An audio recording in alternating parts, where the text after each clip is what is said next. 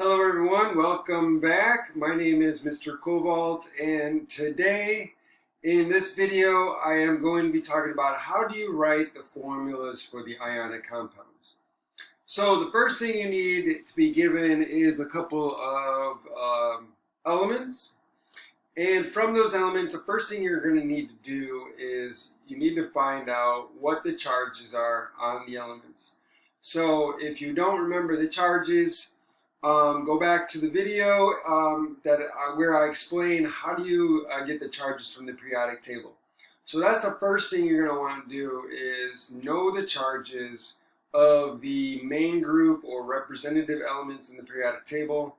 If you remember, the rule is that if you're in groups 1, 2, or 3A, then you're going to have a positive 1, 2, or 3 because the charge is the same as the group number. And for groups 5A through 8A, the rule is that it's the group number minus 8.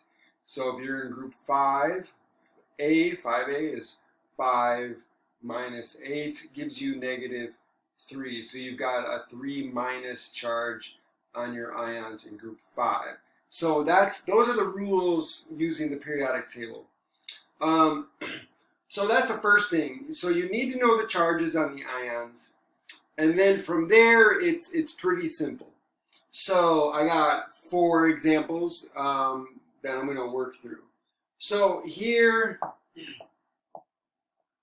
you've got aluminum and oxygen for A. So what you need to do is you got to go look up on your periodic table, write down the formula, figure out the charge. So aluminum on the periodic table is Al, capital A, small l. And it's in group 3, and according to the rules, it has a 3 plus charge. So that's the 3 plus charge. All right, and then you do the same thing for oxygen. Oxygen is in group 6. It has an O for its symbol. And since it's in group 6, 6 minus 8 is negative 2, so it has a 2 minus charge. So that's the first step. You got to figure out what the charges are and then write down the 2 ions. The second step is you need to crisscross the charges, or more specifically, the number of the charge. So when you do that, that will balance the charge, because the rule is for all ionic compounds, the compound is neutral charge. So you need to balance out the charges. And so one way you can think about that is, well, if I have a 3 plus charge and I have a 2 minus charge, the 2 minus is only going to cancel out 2 of the pluses. I'm going to have 1 plus left over. So I'm going to need another oxygen to balance out the charge. So I need another one. So now we have 4 negatives, and now we have 3 positives. So the 3 positive is going to cancel out 3 of the negatives, and I have one negative left. So it's not balanced yet. So let's add another aluminum. I have now a 3 plus charge. So now I have 6 plus and I have 4 minus. So the 4 minus will cancel out 4 plus here, and I'll be left with a 2 plus charge. So I need another oxygen. So here I add another oxygen, and you'll see that I have 6 negative, 6 positive. So now the charge is balanced. And that tells me that I need 2 aluminum ions and I need 3 oxygen ions to balance the charge. So then the formula would be Al2. So I put the 2 subscript for the number of atoms I need, or ions. And then I need 3 oxygen, so O3. So that's one way you can figure this out, is by balancing your charge, because that's really what we need to do. Okay. The shortcut method that cuts through this, you need to understand this though, right? Because this is really the basis for the crisscross method that I'm going to show you, is that you need enough of each ion to balance the charge and get zero charge. It's called the zero charge rule. All ionic compounds have to have zero charge. So, what is the crisscross method? So if I go back to my 1 aluminum and 1 oxygen, as I said before, you're going to take the 3 and the 2 and you're going to crisscross them and you're going to write them as subscripts. So the 2 here gets written down as a subscript for the aluminum, and the 3 here gets written down as a subscript for the oxygen. I put that together, Al2O3, and there's my formula. Okay. Okay, so let's do another one. So here, my 2 elements in my ionic compound is calcium and oxygen. So this time, I'm going to write down the formula for calcium. And I have to write down the charge. So calcium is in group 2A. So that means it's going to have a 2 plus charge. So I'm going to put 2 plus. And as we said before, oxygen is in group 6A. So it's going to have a 2 minus charge. So if I'm following my crisscross rule, then what I would do is I would put this 2 crisscross over here, put it as a subscript, and then take this 2, put it here as a subscript, and then I have Ca2O2 for my formula for this compound, right? Wrong.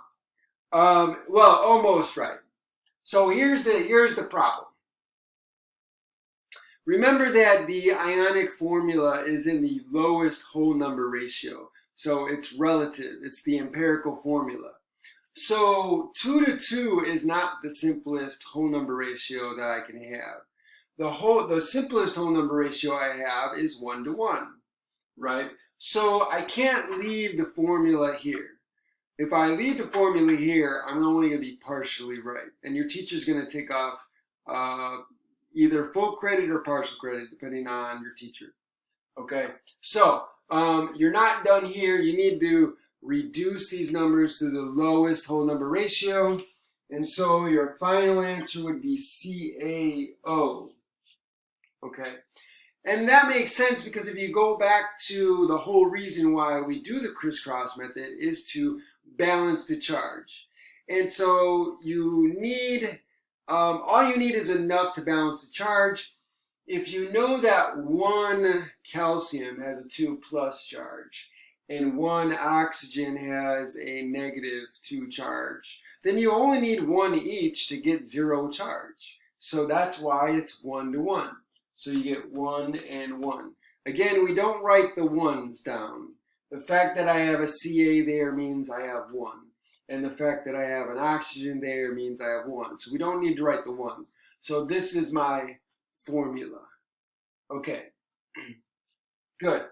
So the caveat, which is Latin for be warned, is that if you're doing the crisscross method, make sure that what you end up with is in the lowest whole number ratio. All right, let's do C. We have potassium and sulfur. Potassium is in group 1A, so that's K, and that's going to be a plus charge, +1. We don't write the ones. And we have sulfur. Sulfur is in group 6, same as oxygen. So sulfur is also going to be a 2- charge. We do the crisscross method. Or before we do the crisscross method, you can kind of look at it and say, well, if I have a -2 here and I have a +1, then I'm going to need 2 of these to balance out with 1 of those. So this is going to be K2S. But you could always do the crisscross method. So we take a 2 here, put it as a subscript. Take the 1 here that we're not writing down, put it there. Again, we don't write the 1s. And so now the formula is K2S. So that is the that's the formula for this ionic compound. And last but not least, now we have aluminum and nitrogen. Again, aluminum is in group 3A. So it's going to have a 3+ charge. And nitrogen, again, is going to be in, actually, this one's going to be in group 5A. And so nitrogen is going to have a 3- charge. So if I'm looking at these, if this has a 3+ and this has a 3-, then I only need 1 each, and it would be ALN. But if I'm going to do the crisscross method, you put a 3 down there, you put this 3 down there, you get AL3N3. But then I need to simplify that to a whole number ratio. So the lowest whole number ratio here is 1 to 1. So I write ALN. So that is the formula for this ionic compound. And that's pretty much all you need to do to figure out the formulas for your ionic compounds. If you do not know the charges, then you can't do the formula. So you got to know the formula. You got to know the charges to the ions, and that's why you use the periodic table for these what are called monatomic ions. Okay. Later on, we'll talk about polyatomic ions. But for now, that's it. I hope this was helpful, and I hope it was clear. If you like the video, share the video with your friends. Subscribe to the channel. Make a comment in the comment section. Tell me what you think, or if there's anything else you want me to cover. Ring the bell for notifications. Thanks for joining me, and I'll see you guys next time.